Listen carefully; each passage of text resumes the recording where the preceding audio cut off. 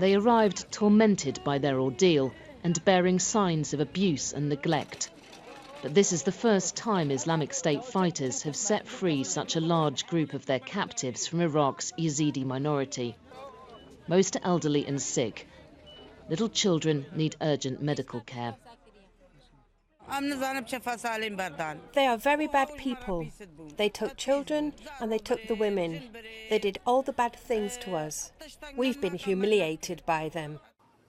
Back in August, hundreds of thousands of Yazidis were forced from their homes by Islamic State.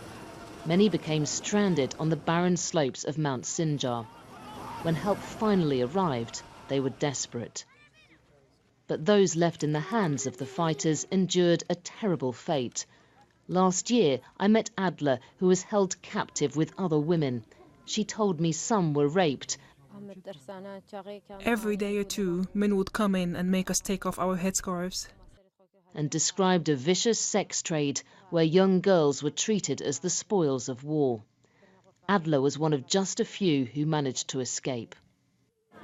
It's thought that the Yazidis who've just been freed had simply become too great a burden for the militants. They were left near the front line where they could reach Kurdish Peshmerga forces. Experts doubt this is a sign of a softening approach, particularly towards Yazidis, who are seen as pagans by Islamic State.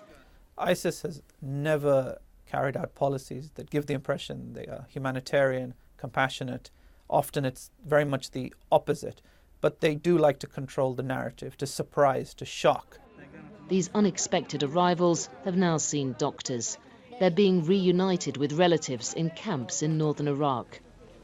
But the suffering etched on their faces is a reminder of how the horror continues for those left behind. Yolande Nell, BBC News.